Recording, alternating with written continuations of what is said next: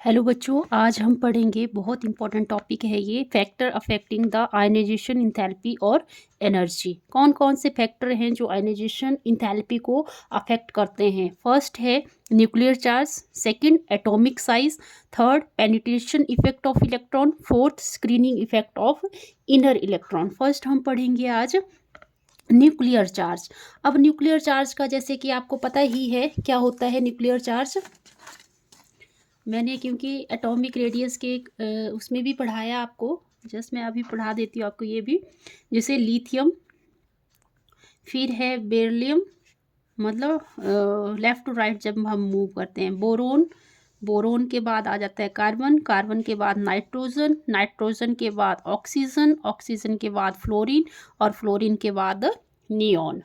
तो आपने देखा है कि जैसे जैसे न्यूक्लियर चार्ज बढ़ता है लेफ़्ट टू राइट मूव करते हुए, तो क्या होता है, न्यूक्लियर चार्ज बढ़ेगा तो इसका साइज़ क्या होता रहता था, छोटा होता रहता था, है ना। जैसे लिथियम, लिथियम का न्यूक्लियर चार्ज कितना है, +3, बेरिलियम का +4, बोरोन का +5, कार्बन का +6, नाइट्रोजन का +7, ऑक्सीजन का +8, फ्लोरीन का +9 और नियॉन का +10।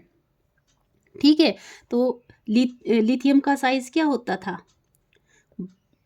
सबसे बड़ा होता था। मान लो ये पॉजिटिव चार्ज है,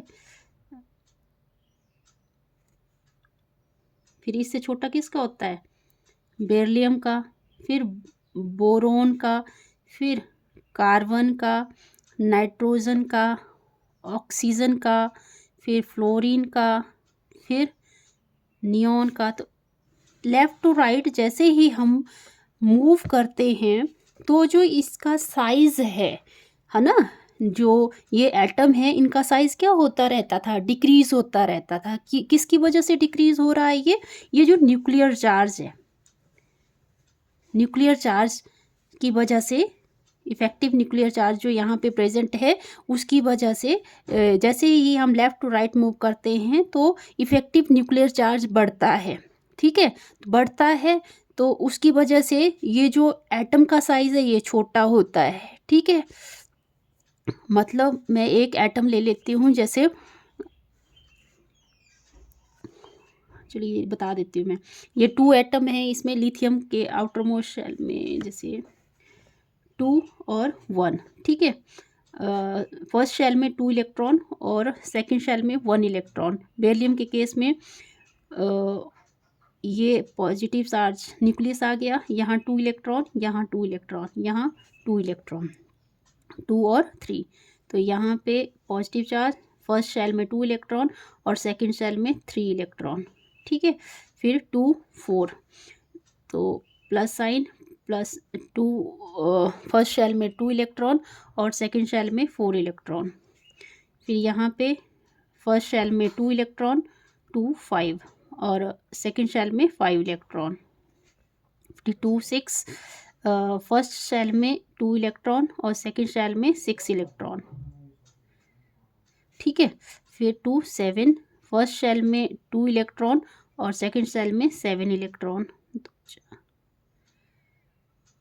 ठीक है, 2 8, फर्स्ट शेल में 2 इलेक्ट्रॉन और आउटर मोस्ट शेल में 8 इलेक्ट्रॉन। ठीक है, तो जैसे ही हम लेफ़्ट टू राइट मूव करते हैं तो न्यूक्लियर साइज़ क्या होता है, न्यूक्लियर चार्ज तो बढ़ता है बट इसका साइज़ क्या हो जाता है, कम हो जाता है। ठीक है, तो इससे क्या कंक्लूज़न निकाला, इससे हमने ये कंक्लूज़न निकाला कि जितना बड़ा पॉजिटिव चार्ज होगा उतना ही ज़्यादा इफ़ेक्टिव न्यूक्लियर चार्ज भी होगा। मतलब क्योंकि यहाँ पे देखो ये न्यूक्लियस और इलेक्ट्रॉन के बीच का डिस्टेंस ज़्यादा है। ठीक है, डिस्टेंस ज़्यादा है तो यहाँ पे एनर्जी प्रोवाइड करेंगे और यहाँ से क्या निकाल सकते हैं, इजीली इलेक्ट्रॉन को हम बाहर निकाल सकते हैं। पर यहाँ पे अगर हम देखें तो इसका साइज़ कम हो रहा है, तो न्यूक्लियस और जो इलेक्ट्रॉन के बीच में अट्रैक्शन ज़्यादा है और यहाँ देखें तो उससे ज़्यादा है अट्रैक्शन। ऐसे ऐसे लेफ़्ट टू राइट मूव करेंगे तो न्यूक्लियस और जो आउटर मोस्ट शेल में इलेक्ट्रॉन है उनमें अट्रैक्शन है, बहुत ज़्यादा अट्रैक्शन है। तो हमने ये कंक्लूड निकाला कि आयनाइजेशन एनर्जी क्या होती रहती है, लेफ़्ट टू राइट जैसे ही हम मूव करते हैं तो इंक्रीज़ होती रहती है। हम कैसे लिख सकते हैं इसको? More is the positive charge, more is the positive charge, या more is the effective nuclear charge, effective nuclear charge, more is the attraction, more is the attraction, ठीक है, ओके। और more is the value of, more is the value of ionization energy, ठीक है। और conclude कैसे conclusion तो हम ऐसे बोल सकते हैं, आयनाइजेशन एनर्जी किसके प्रोपोर्शनल है? न्यूक्लियर चार्ज के, ठीक है। मतलब जितना जो हम लेफ़्ट टू राइट मूव करेंगे तो इसका साइज़ कम होगा, तो इसके और इसके बीच में मतलब न्यूक्लियस और आउटरमोस्ट शेल के बीच में क्या होगी? अट्रैक्शन ज़्यादा होगी। तो वहाँ से अगर इलेक्ट्रॉन हमने बाहर निकालना है तो हमें क्या करना पड़ेगा? एनर्जी ज़्यादा देनी पड़ेगी, मतलब आयनाइजेशन एनर्जी ज़्यादा होगी। जितना बड़ा न्यूक्लियर चार्ज होगा उसके अकॉर्डिंग आयनाइजेशन एनर्जी ज़्यादा होगी, ठीक है। दूसरा हम कर लेते हैं,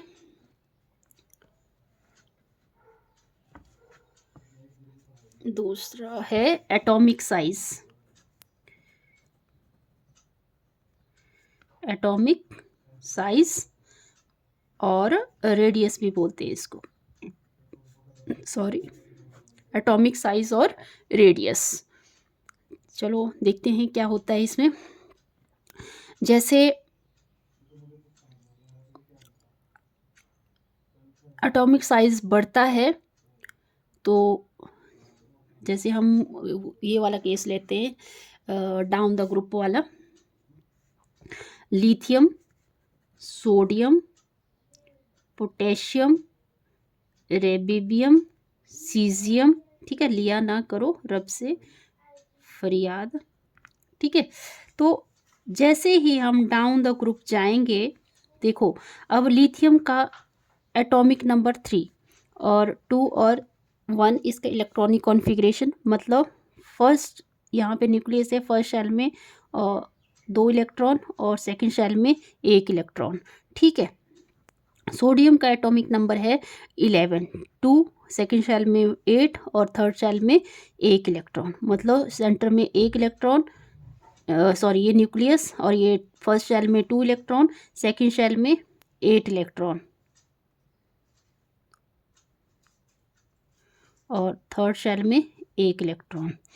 तो यहाँ पे देख रहे हैं आप कि नंबर ऑफ शेल्स बढ़ रहे हैं, ठीक है। नंबर ऑफ शेल बढ़ रहे हैं मतलब डाउन द ग्रुप क्या हो रहा है? एटॉमिक साइज इंक्रीज हो रहा है, ठीक है। पोटेशियम का देख लेते हैं, 19, 2, 8,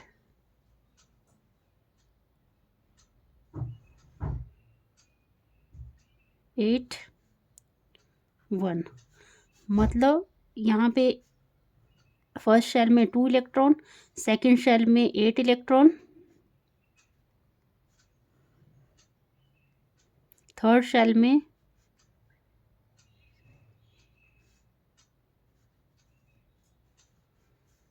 में भी 8 इलेक्ट्रॉन और फोर्थ शेल में 1 इलेक्ट्रॉन। तो आप देख रहे हैं कि जैसे ही हम डाउन द ग्रुप जा रहे हैं तो क्या हो रहा है? साइज बढ़ रहा है, साइज बढ़ रहा है। तो इसका मतलब क्या हुआ? यहाँ न्यूक्लियस और जो आउटर मोस्ट शेल है, तो यहाँ तो अट्रैक्शन बहुत ज़्यादा है, पर यहाँ पे नंबर ऑफ शेल बढ़ रहे हैं, ठीक है, साइज बढ़ रहा है। तो आयनाइजेशन एनर्जी क्या हो रही है? कम हो रही है। मतलब यहाँ से इलेक्ट्रॉन निकालना, इसमें एनर्जी ज़्यादा लगेगी एज़ कम्पेयर टू यहाँ से यहाँ, क्योंकि अट्रैक्शन कम है न्यूक्लियस और आउटर मोस्ट शेल के बीच में। तो यहाँ से इलेक्ट्रॉन हम थोड़ी सी एनर्जी देंगे और इलेक्ट्रॉन ईजिली मूव कर सकता है इसमें। तो क्या बोलेंगे? क्या लिखेंगे इसमें, अगर पेपर में आया तो उसके अकॉर्डिंग लिख लेते हैं। Greater the size of atom, greater the size of atom,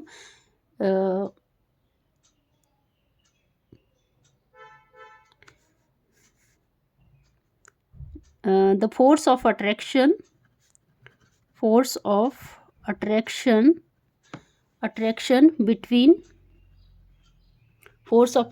between किसके बीच में, न्यूक्लियस और आउटर मोस्ट शेल के बीच में। Force of attraction between nucleus and outer most shell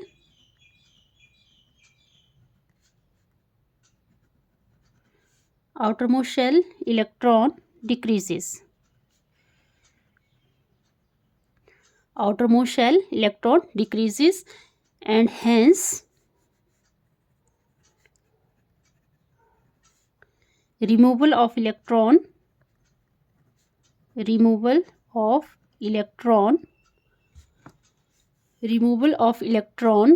become easy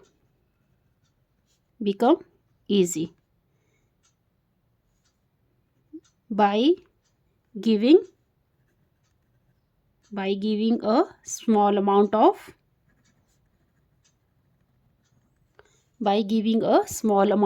ionization energy। ठीक है, अगर हम यहाँ पे, क्योंकि छोटा साइज है तो न्यूक्लियस और जो इलेक्ट्रॉन है उसके बाद बीच में अट्रैक्शन ज़्यादा है, तो हमें बहुत ज़्यादा एनर्जी देनी पड़ेगी, तब हम इलेक्ट्रॉन को रिमूव कर सकते हैं। बट यहाँ पे नंबर ऑफ शेल बढ़ रहे हैं, तो न्यूक्लियस और जो आउटर मोस्ट शेल इलेक्ट्रॉन है उसके बीच में डिस्टेंस बढ़ गया, तो उसमें अट्रैक्शन थोड़ी कम हो गई, तो यहाँ थोड़ी एनर्जी यूज़ करनी पड़ेगी। ठीक है, और यहाँ पे और भी कम।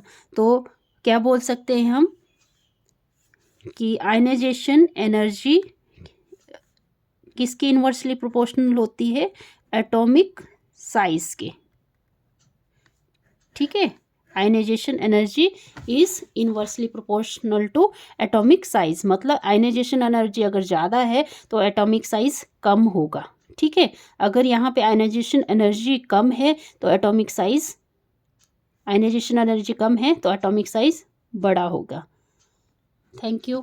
आई होप आपको ये दोनों जो फैक्टर हैं आयनाइजेशन एनर्जी को अफेक्ट करने के लिए, ये समझ आ गए होंगे। नेक्स्ट वीडियो में हम नेक्स्ट जो अफेक्ट है वो करेंगे। Thank you. चैनल को सब्सक्राइब करें और ज़्यादा से ज़्यादा शेयर करें। Thank you.